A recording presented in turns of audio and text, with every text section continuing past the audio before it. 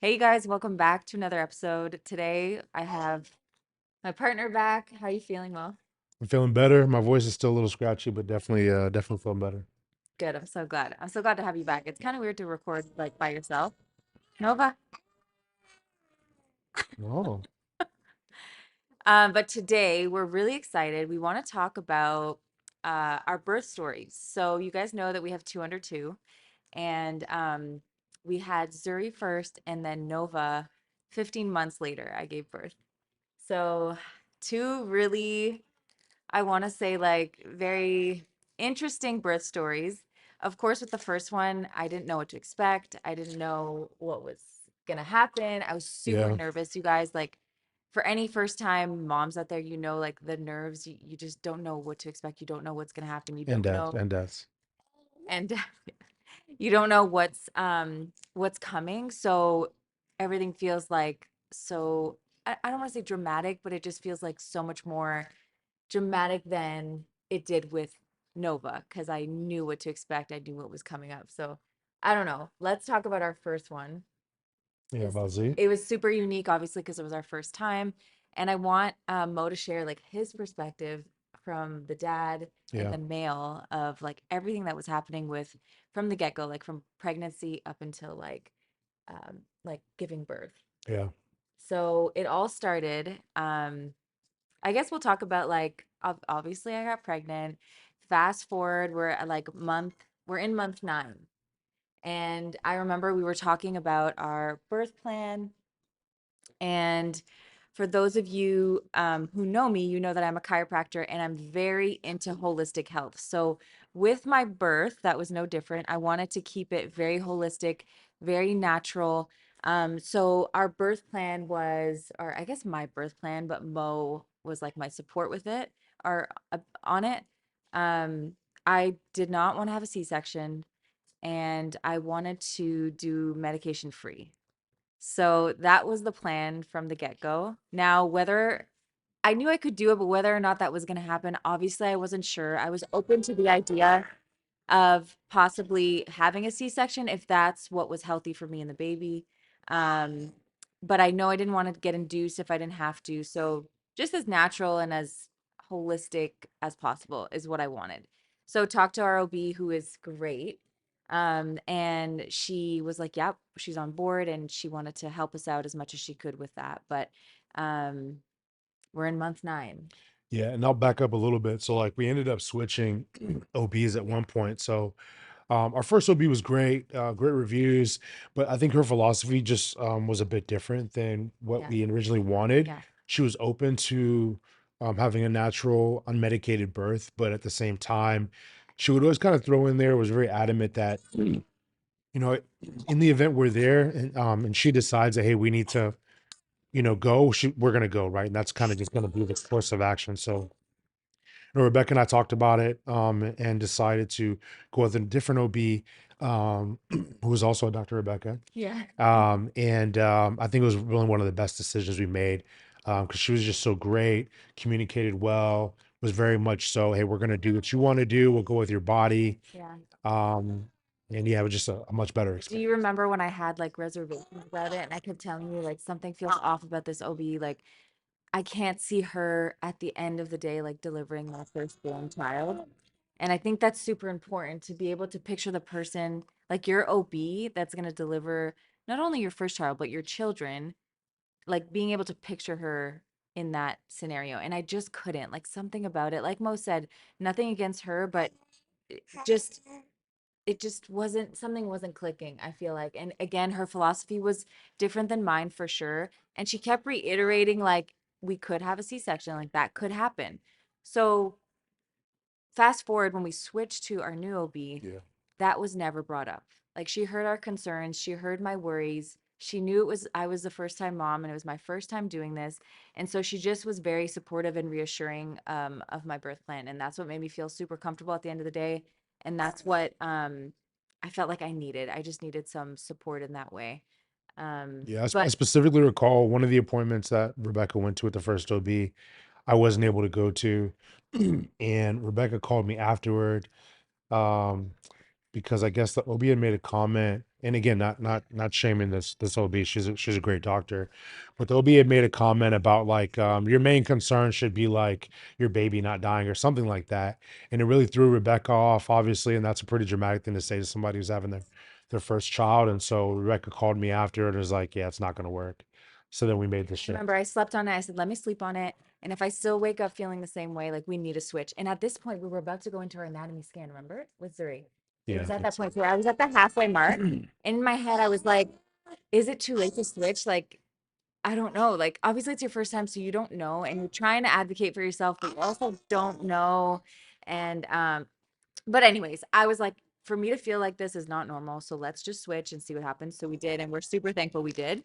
Dr. Rebecca also has two kids, two little ones. So she just gave birth not long ago. She's a young mom, a young doctor. So it just clicked and she just got it. And she was just very supportive and really intelligent and taught us a lot and answered all of our, I will say this, she answered all of our questions. I know for some people, just like being a mom now, I chat a lot with other moms and my patients of mine. Um, my patients of mine who are also moms are wow, I lost my train of thought. I'm too focused on the babies. Yeah. Um I Zuri, are you side-eyeing? Yeah. So I mean, but I guess back on like where we're at. So yeah, in month 9, we have our birth plan together. We're trying to figure out, okay, what does it look like? We're trying to figure out, okay, are we going to be able to get any help? So for y'all that don't know, Rebecca's family's in Canada. My family is in Southern Texas, and so we're here in mid Texas, Central Texas, DFW, and we didn't have anybody. So like, okay, Rebecca's sister and brother-in-law, or soon to be brother-in-law at that point in time, brother-in-law now, we're like, hey, we're gonna fly in. And so Rebecca hadn't really had any Braxton Hicks.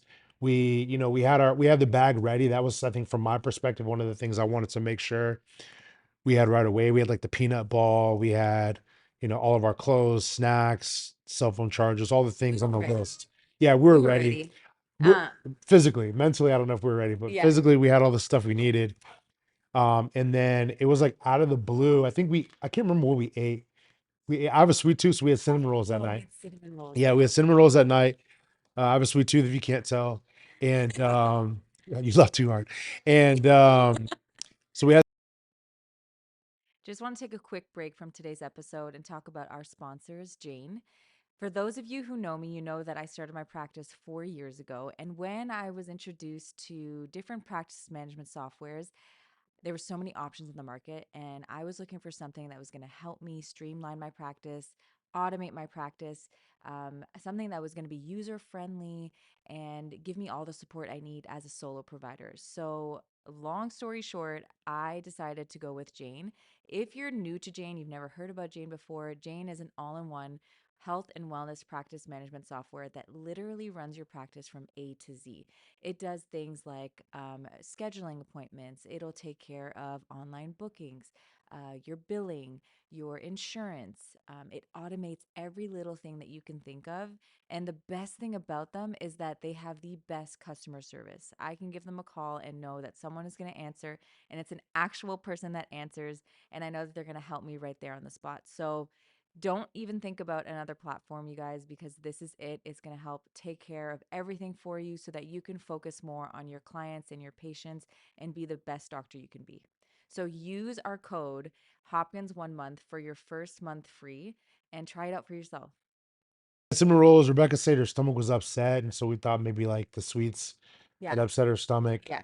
Um, and I think We she just wa- like we went to bed that night. yeah. And I remember like sleeping through the pain. I was like, maybe my stomach's just upset. I remember using the restroom, I think 2 or 3 times to be honest. I was like, it must be that. I must have eaten something that was just didn't sit well with my stomach. Um, so I just went to bed and woke up around 4 a.m. I think it was earlier than that. Was it? It was Uh, early. I yeah. woke up, I remember, and I was like, man, my stomach's been hurting all night. Like I remember falling asleep, but I don't really remember like being in a deep sleep. Yeah. And my stomach was just kind of, I just felt off in my stomach. And obviously, like first time, I don't know what's going on. I don't know what to expect. I don't know what contractions feel like.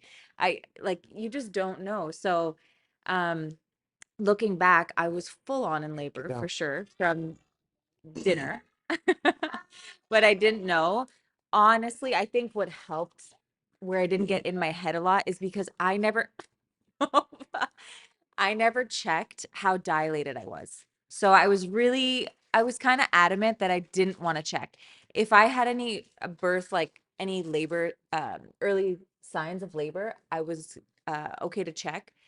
But I just didn't really want to like mess with anything if I didn't have to. So Dr. Becca was like, yeah, totally. We don't need to check. I'll just ask you of your appointment just in case you change your mind. But we don't need to check. So I never checked. I did not know how dilated I was, and I think that that helped out a lot, like mentally, because I wasn't in my head about, oh my God, I'm 4 centimeters. When is it going to happen? So it was really just like a surprise, to be honest. And so we woke up, and I remember telling Mo, I woke Mo up, and I was like, Mo, my stomach is killing me. I'm going to take a shower. I don't know what I ate. I don't know what's going on. Let me take a shower and then see how I feel. Mo was kind of like worried. He was like, okay, this sounds like contractions back. Like we should probably go. Well, we And even I'm like, timed them. So we had the app, eh, right? So we were timing them. They weren't consistent whatsoever. Again, right? First time having a baby. So we're going everything by the books and what the books say. It's supposed to be, I don't know, 3 to 5 minutes or something like that. And it wasn't consistent. So Beck was like, we're going to hop in the shower. She showered, got back out, like, hey, what do we do? I don't know. I feel like something's going on, but I'm not sure. And I was like, hey, we have everything packed. Let's just go. Worst case scenario, they send us home yeah. and we're good to go, right? So So all I remember is we got to the hospital probably at around between 6 and 6:30 a.m. I want to say. yeah, I'm there. Okay. Yeah. And I remember just like wanting to labor as much as I could at home. So that's why I was kind of like, no, Mo, like, let me just wait. Let me just wait. I don't think it's it. But finally, he convinced me, like, let's go and let's get checked. Because worst thing that can happen is they check you and they send you back if you're not dilated enough. So we got to the hospital, and I remember him pulling up, and it just felt like a movie, you guys, like like a slow a slow-mo scene of a movie, like dramatic. I remember pulling up, and at that point, I was feeling it. I was feeling it. I walked in, Nova. I walked in, and I remember like having a hard time. I was walking, but I was having a hard time like getting into the hospital. But finally made it back, and they admitted me. Mo went to park the car, and he met me back in the room, right? I left the car in the front. Oh, Once we checked in, they were like, I was like, hey, my car's in the that's right. front. Like, Yeah. do I need to move it? They're like, yeah, go move it. So I did that, came back with, the peanut ball and all the stuff. Because at that point they're like, hey, we're gonna admit you and check you and see how dilated you are. And, Yeah. they strap the sensor monitor on your belly to see if the Mhm. machine gets off your having contractions. So you guys, I get there and they're checking me, and I swear it looks like they saw a ghost. They were like, "Oh my God, you're 7.5 centimeters dilated." When I got to the hospital, remember? And I remember thinking like, "Okay, what does that mean? Like, what's happening?" And Mo was like, "Okay, well, what does that mean? Like, how much time do we have? Like, can I go park the car and come back?" Like, the lady was like, the nurse was like, "It could be 30 minutes or it could be 3 hours. We're not really sure, but we have to take her back." So he went and moved the car really quick and come back. Um, and I don't know if we want to go into like contractions and what that felt like, but I was struggling, you guys. Like it took everything in me not to just give in to the epidural. It really did. But I knew from the get-go mentally, mentally, I was like, I need to just stick with my guns here and just stick with my guns and just go with what my original plan was. Obviously, everything was unknown. I didn't know what the pain was going to feel like. And I didn't know how much worse it was going to get from like 7.5 centimeters. 7.5, it was tolerable. I was in pain for sure, but it was like tolerable. Like I felt like, okay, I could do this. But what was scaring me was I didn't know how long this That's was gonna gonna last. last, Yeah. right? Yeah. I was like, I could be in labor for hours. I have no idea. And do I have the endurance to like stay in this state for 10 hours? That's what was scaring me. So, anyways, last minute they were like, listen, we need to know if you want the epidural or not. And I just ended up deciding like, no, I'm not going to do it. So I gave birth without the epidural. I gave birth without the epidural. And I have to say, it was one of the most insane, craziest, like, obviously things I've ever done in my life. But it was so beautiful and so, like we were in our own world. Like it was like, Well, she was definitely in her own world. So, like, from my perspective, right? Like, obviously, she's dealing with all the contractions and the pain, and so I'm trying to communicate to all these nurses we've never met before, what the health plan is, our birth plan. We put everything on a piece of paper. We wanted to do delayed cord clamping. We wanted to make sure we had the peanut ball.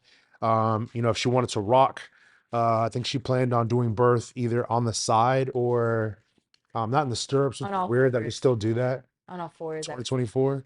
Um, Yeah, but no, it is. yeah, so we're talking through all that.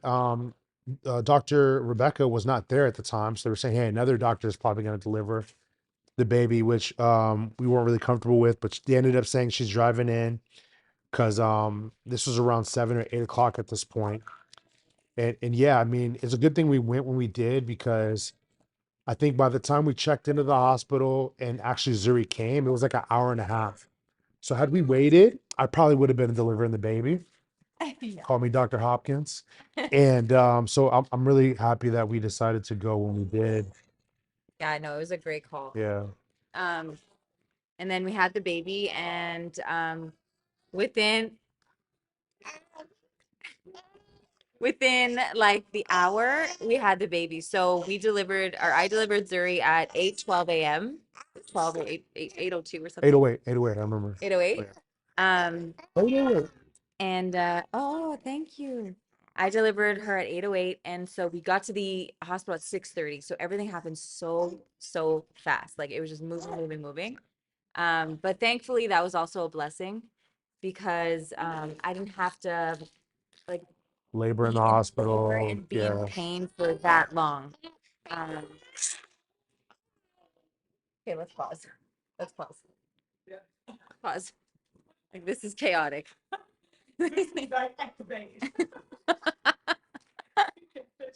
I'm exhausted. I can't even know.